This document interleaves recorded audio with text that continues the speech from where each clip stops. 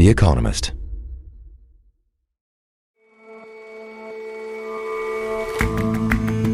Hello and welcome to The Intelligence from The Economist. I'm your host, Jason Palmer. Every weekday, we provide a fresh perspective on the events shaping your world.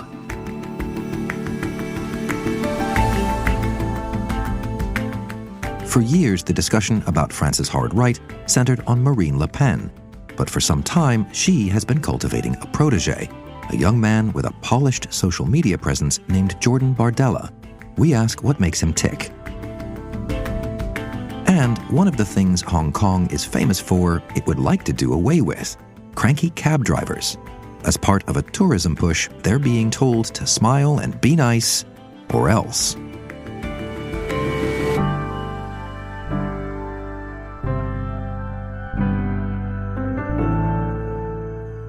But first, I always say tariffs is the most beautiful word to me in the dictionary. All I have to do is impose a tariff. The more, the faster they move in. The higher the tariff, it's very simple. It's inversely proportional. The higher the tariff, the faster they come. don't worry, we're not here to pick through another word salad about tariffs and discuss how counterproductive they are and how the pain will disproportionately fall on the Americans who are allegedly being saved by them and how economies around the world are being rattled by the capricious ways they've been applied and repealed and delayed. I'm here with our economics editor, Henry Kerr, to talk about something far worse than all of that. So there's been this generalized sell-off in American assets that suggests maybe there is some threat to the status of the US dollar as the world's reserve currency, which means potentially a lot of financial disruption for America and for the world if the worst-case scenario was to materialize. Well, let's start with what gives you that sense. How are things unfolding at this point that gives you that worry? Since President Trump announced the so-called reciprocal tariffs at the start of April, there have been big falls in equity markets. Everyone knows about that. The more alarming signal that's happened is this simultaneous sell-off in bonds and in the dollar. Now, normally when there's a sell-off in bonds, what that means is your bond yields, the return you get owning a bond, are going up. So normally what happens when bond yields go up is that the dollar goes up too, because investors can get more by buying the dollar and holding those bonds. When your bond yields go up, but the dollar goes down, it means that there's this generalized sell-off, a flight from those assets, which suggests investors are somewhat fearful. It's the kind of dynamic you see more in emerging markets. It's the kind of dynamic you saw in Britain after the disastrous mini-budget under Liz Truss's premiership in 2022. And that's what's sending this signal that maybe there's this risk premium now on US assets. And what's also going on at the same time as the trade war is that Congress is preparing to loosen the purse strings as it renews the Trump tax cuts from the first term and potentially tries to add to them. And it's passed this budget framework, which is very aggressive in terms of the fiscal loosening that could go on, potentially more than the Trump tax cuts, the COVID stimulus and Biden stimulus combined, according to the Committee for a Responsible Federal Budget. So this big fiscal loosening is also enough to catch the attention of bond markets and dollar investors, I think. And it's that that's worrying. But surely it's also worrying people in the Trump administration, economic advisors, or is it not? So clearly the administration will be watching the financial markets, and they have proved responsive already this month, turning around on some of the tariffs in response to what's going on. But what's pretty remarkable is that you have senior figures in the administration who aren't that keen on the dollar's reserve currency status. Stephen Moran, who is the chairman of the Council of Economic Advisors, has made this argument that the strong dollar is a tax on manufacturing workers because it makes US exports more expensive. J.D. Vance has said that in the past as well. So there is this idea out there in MAGA circles that the reserve currency status is something that brings big costs. And saying these kind of things in public is a pretty bold thing to do, because for decades, the US government has been careful to say that it welcomes a strong dollar, that it is a safe harbor for international investors. But now the administration itself has actually cast a bit of doubt on that. Okay, and seems to be fairly untroubled by the kerfuffle that has raised. But let's game this out. Suppose the incipient signs that we see now pick up and this goes in the nightmare scenario. What happens? How does it play out? So I think the first thing that happens is that bond yields continue to rise as foreigners who own $8.5 trillion of US treasuries, if those investors start offloading bonds, bond yields go up. Now, that very quickly feeds back into America's budget because America has a lot of debt. Its debts are worth about 100% of its GDP. So you can think about it as a 1 percentage point increase in bond yields, and the interest costs you have to pay eventually lead to an additional 1% of GDP in taxes or spending cuts in order to pay those interest costs. Eventually, that would force Congress to act in order to steady the ship. And it would be something comparable perhaps to what happened in the global financial crisis, where Congress had to very quickly pass measures to stabilize the financial system. They would have to do the same to try and stabilize the bond market. But the question is, can America's political system, with all the stress it's under, cope with that? Would it be capable of correcting the fiscal picture rapidly with the rapid negotiations that would require? Would it be able to, if necessary, find a 2/3 majority in Congress to potentially override a presidential veto if President Trump didn't like the kind of cuts to Social Security and so on that would be necessary? Because it's a big adjustment. The US is going into this position having exploited its status as the reserve currency to a great extent.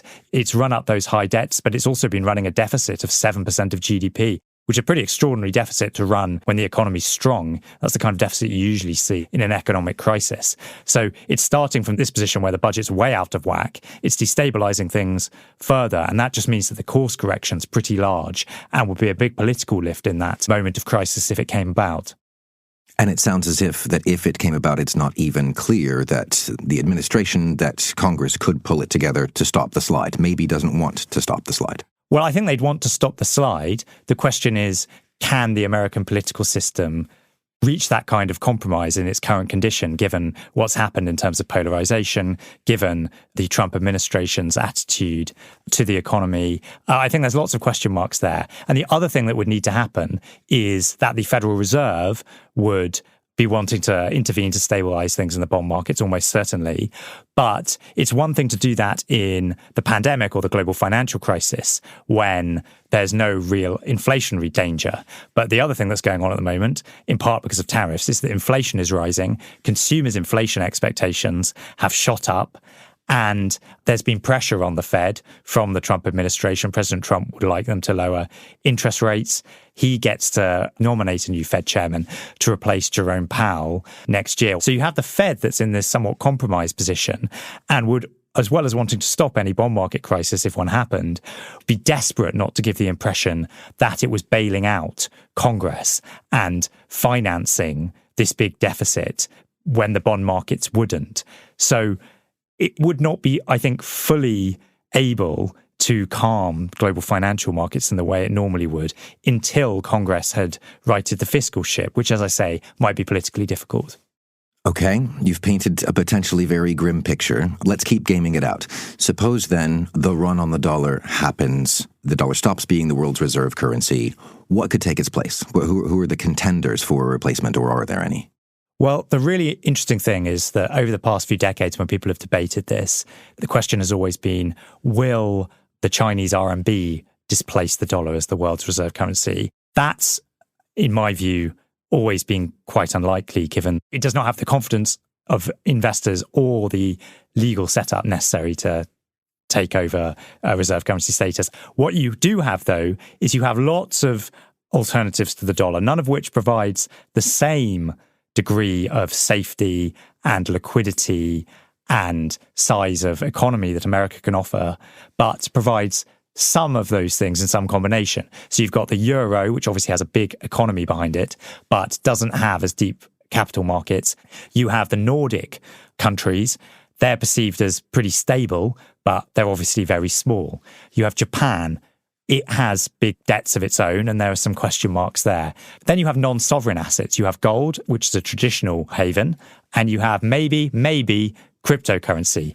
But you are looking at a world, I think, where people are seeking out what the reserve asset is going to be, and nobody's quite sure. So it's not that you don't have alternatives, but you don't have this focal point that you currently have on the dollar.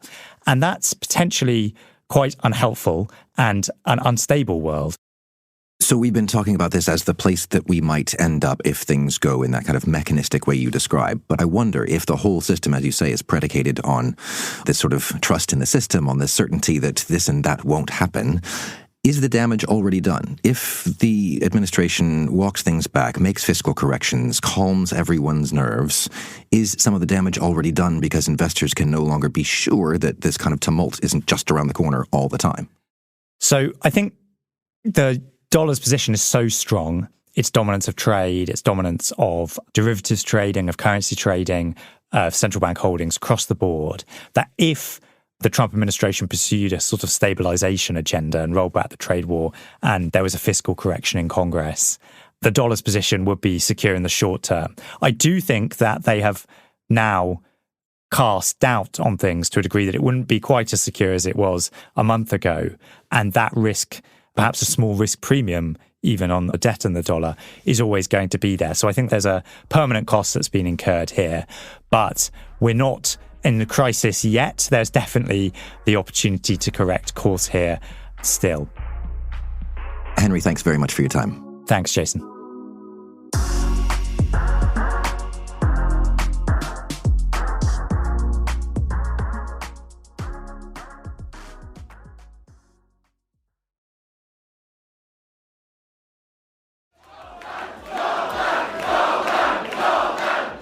Crowds gather around Jordan Bardella and chant his name as he prepares to speak at a political rally.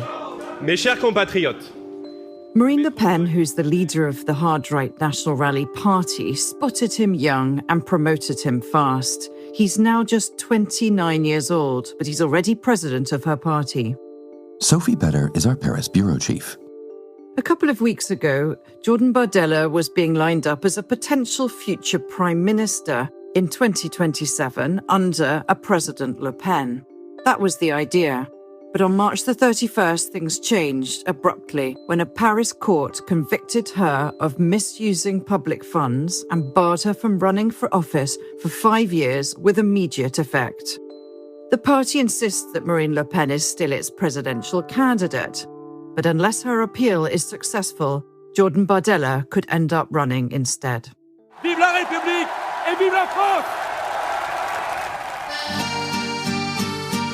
Jordan Bardella is young, a tall, imposing figure. He's usually clean-shaven. He wears very smart suits these days. And he's got a backstory that really complements that of Marine Le Pen. His parents are of immigrant origin. They're Italian. He grew up with his mother, who was divorced at the time, in a tower block in Seine-Saint-Denis. That's a northern suburb of Paris, very deprived area with a lot of social issues. And that is a complete contrast with Marine Le Pen, who grew up in a mansion on a very leafy street on the western edge of Paris. So while he heard the banter of drug dealers outside his flat when he came home, she grew up hearing the sounds of birdsong. Jordan Bardella has held no job outside politics. He dropped out of university and went straight to work for the party. He secured his first local party post when he was aged just 18. His home life is not quite as harsh as some accounts make out. It's quite convenient for him to overplay it. In fact, the young Jordan Bardella attended a local private Catholic school. It wasn't a grand place, but it was a disciplined place, and it was away from the turbulence of the state schools in his neighborhood. Nonetheless, Jordan Bardella's upbringing does give him a sort of grounding and a credibility among French voters, and that is now matched by a very high popularity.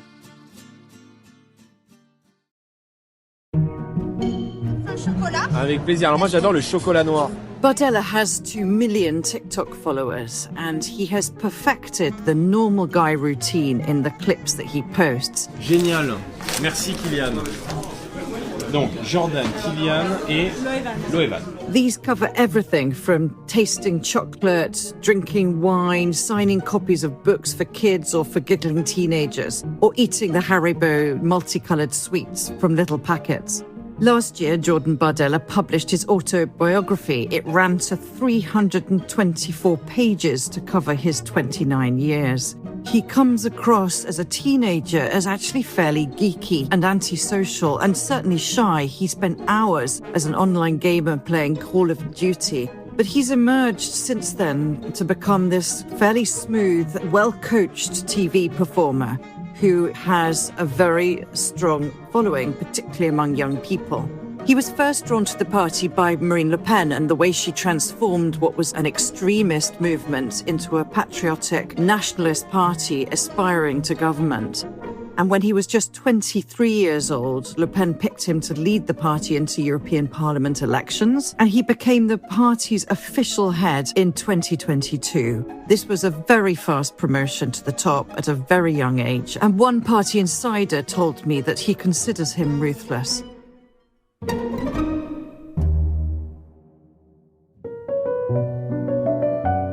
Reading his autobiography doesn't give that much of a sense of what he really believes in. Apart from the right to keep out foreigners, his dislike of globalization, of excess regulation, of the European Union, of President Emmanuel Macron, and of all things woke. Il y a aujourd'hui dans notre pays beaucoup de gens qui sont de nationalité étrangère. On most policy matters, Jordan Bardella is closely aligned with Marine Le Pen. He's tough like she is on immigration, fairly relaxed on social mores. But when it comes to Russia and Ukraine, there are some nuances. Marine Le Pen tends to fault Macron for exaggerating the Russian threat. But Bardella is more apt to criticize Putin. And Bardella has recently begun to make his own mark. Last month, it was interesting that he visited Israel. Il y a eu beaucoup de violence, de haine à la suite du 7 octobre. The National Rally has a history in the past under Jean-Marie Le Pen of anti-Semitism. And it was in a way, I think, a gesture of solidarity, an attempt to turn the page on the party's anti-Semitic past. Marine Le Pen insists that she is still the candidate and she will run for the presidency in 2027. The Court of Appeal will rule in her case by next summer. For the moment, Jordan Bardella defends Le Pen. He says he owes her everything and he swears loyalty. Marine Le Pen a été jugée avec cette violence et cette brutalité, non pas comme une justiciable comme une autre. It was interesting that straight after her conviction and her sentencing, he was one of the most severe critics of the judge's decision, saying that, quote, democracy was executed. If Marine Le Pen's ban is confirmed, the weight of a presidential challenge would be heavy. He's extremely inexperienced. He has plenty of critics within the party who think he's been promoted too fast.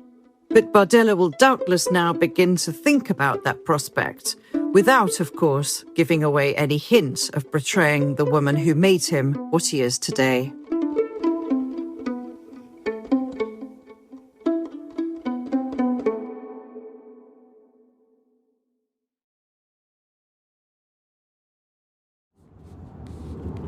I was wondering, I'm a journalist for a paper called The Economist. I'm writing a story about taxi drivers in Hong Kong. Is it all right if I ask you a couple of questions about your work? Emma Irving is an Asia news editor for The Economist and is based in Hong Kong. On the whole, taxi drivers in Hong Kong are famously rude. If you ask for an alternative route or you try and pay by card rather than cash, you can often get quite a prickly reaction. But all of that might be about to change, because the government is worried that cantankerous cabbies are putting tourists off when they arrive in the city. So officials have launched a programme that is encouraging cabbies to be on their best behaviour. How do cabbies fit into this broader program you're talking about? Well, it's part of this really big $16 billion blueprint that's going to try and get tourists back to the city. That's because their numbers have dropped. So there were 45 million tourists last year, but there were actually 65 million in 2018. So the government's trying to encourage people to come back by doing things like introducing new giant pandas to the city and trying to get people to go to things like horse racing. But it's also encouraged cabbies to, quote, smile more and introduce a penalty system that actually will punish them for bad behaviour with fines or even with a ban. And it's also trying to get cabbies to come into the 21st century to match the rest of Hong Kong's sleek transport system by ensuring that they'll do things like accept digital payments and install surveillance cameras so they can check that they're behaving well. And how do you think the city's cantankerous cabbies are going to respond to this stick? Unsurprisingly, I don't think that they're going to be thrilled about it. The cabbies do have quite a tough time. So most of them are over the age of 60. The workforce is aging. There's growing competition from apps like Uber, and their pay is dwindling. One cabbie that I spoke to recently said that 40 years ago when he started work, he had enough to provide for his family, but now that was actually a real struggle for him. Their average take-home pay is equivalent to around $29,000 a year, which is not much to live on in Hong Kong because it's a really expensive city. And one of the other issues is that the taxi licenses are really expensive. They're capped by the government and they're traded on this loosely regulated market and then rented out to the drivers who are self-employed. The cabbie that I spoke to said that his taxi license cost him around $120 a day. So that means that he actually only earns about $75 after he's done a 12-hour shift. And the government reckons that by bringing cabbies into line in those ways is actually going to bring in more tourists.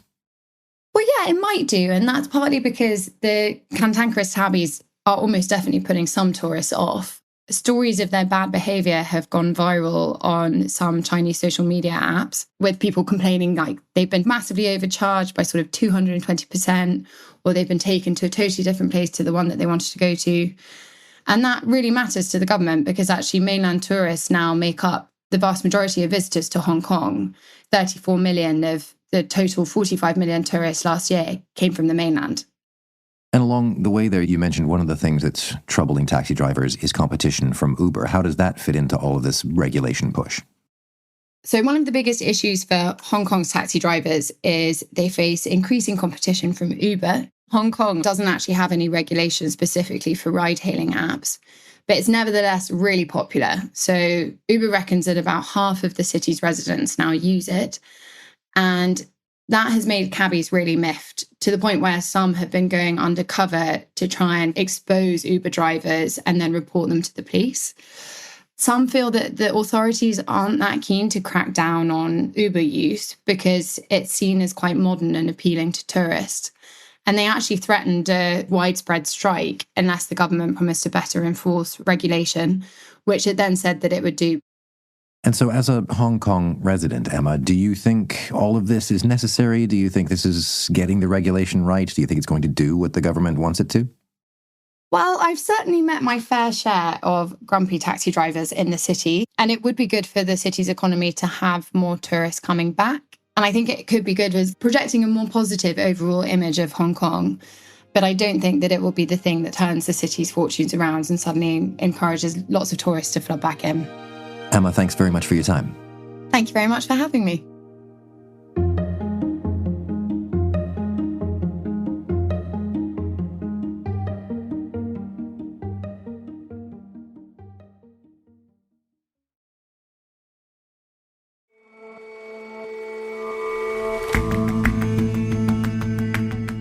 That's all for this episode of The Intelligence. We'll see you back here tomorrow.